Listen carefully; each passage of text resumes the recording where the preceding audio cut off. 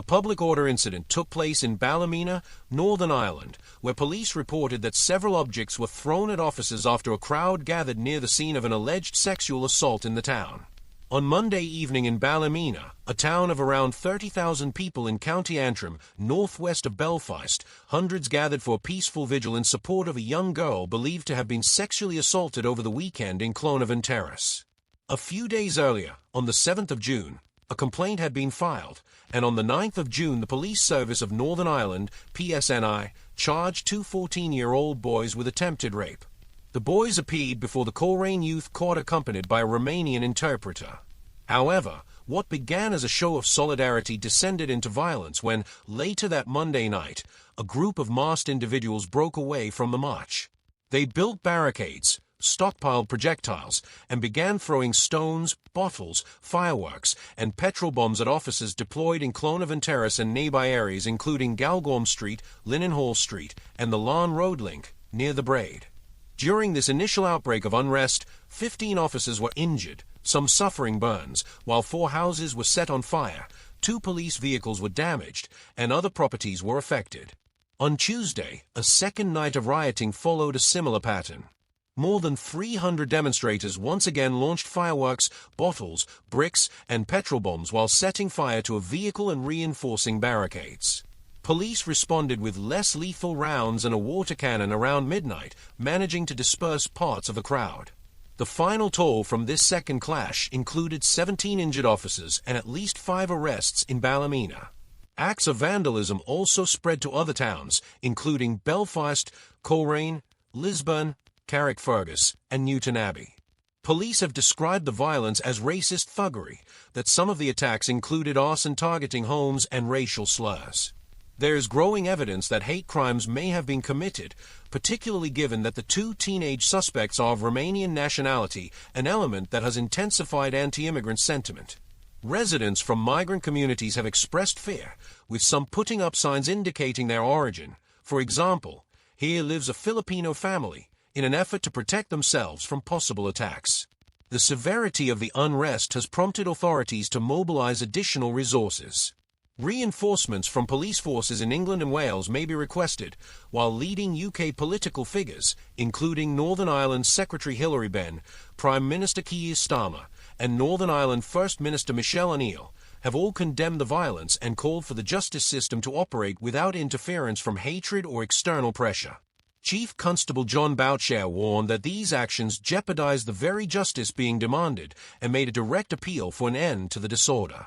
The PSNI has issued a formal appeal for calm, urging the community to cooperate, set aside racial tensions, and allow the legal investigation into the original sexual assault to proceed without violent disruptions that undermine both justice and local harmony. What do you think about all this? Let us know your thoughts in the comments below. In other major national news, Conservative business spokesperson Andrew Griffith has issued strong criticism of the Labour government's recent U-turn on the controversial cut to winter heating payments for pensioners. The policy reversal, officially announced by the Treasury on Monday morning, marks one of the most significant backtracks since Rachel Reeves became Chancellor and highlights the mounting social and political pressure facing Keir Starmer's administration. The winter fuel payment is a financial support scheme aimed at helping older people cope with the colder months. Historically, it has been a universal benefit, providing pensioners with between £200 and £300 to help cover gas and electricity bills. In recent years, it has become a lifeline due to the sustained rise in energy prices. However, in July last year, in a bid to reduce public spending, the government restricted access to the payment to those receiving means-tested benefits, excluding millions of modest-income pensioners who didn't qualify for other forms of support. The impact was immediate and severe. Over the past winter, thousands of elderly people reported having to endure the cold, cut back on food, or forego heating entirely in order to afford their bills. Organizations such as Age UK and Citizens Advice raised alarm bells, warning that the cut was pushing pensioners into fuel poverty. Multiple reports pointed to a troubling increase in cold-related illnesses, including bronchitis, pneumonia, and other respiratory complications.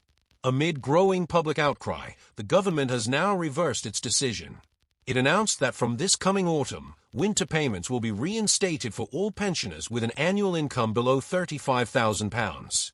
The change is expected to benefit more than 9 million people and will carry an estimated annual cost of £1.25 billion. Payments will be made automatically and, according to the Treasury, will be funded without additional borrowing, though details on how the expenditure will be balanced remain unclear. Andrew Griffith was quick to respond, accusing the government of causing deep and avoidable harm. Speaking to the press, he called the original measure a serious mistake that endangered the health and well-being of millions of pensioners, particularly during one of the coldest winters in recent years. There's no credit in taking away what people need to stay warm, forcing them to live in the cold, and then months later saying, "We got it wrong." That's not leadership, it's chaos, he said. Griffith also argued that the reversal exposes the fragility of the government's economic narrative. While the Chancellor insists the economy is recovering, current data tells a very different story. Unemployment is rising, interest rates remain high, and payroll numbers have fallen by nearly 100,000 compared to last year. According to Griffith, these indicators don't support the government's optimism, but rather reflect a worsening situation. His criticism extends beyond this specific issue. For Griffith, the real concern is a broader pattern of erratic decision-making by the government. In her first year in office, he claims, Reeves has introduced a series of policies that have had to be reversed in short order, demonstrating, in his view, a lack of foresight and a government in disarray. All governments face challenges, he said, but this one is showing no sense of direction. Policies are announced, implemented, and then abandoned under public pressure. That's not governance, it's constant improvisation. Griffith also accused the government of evading responsibility. He claimed that with every setback, the blame is shifted onto the opposition, the markets, or even the victims of the policies themselves. Sadly, said Griffith, that tells you everything you need to know about the quality and caliber of the Chancellor we have. Strong leadership means owning your mistakes and acting with vision. What we're seeing is the opposite. By contrast, the Labour Party has defended the U-turn as a necessary correction to protect the most vulnerable and ensure a safer winter for millions of households. According to Reeves, the new scheme will be fairer and better targeted, avoiding unnecessary spending on high-income households while ensuring no one in need is left behind.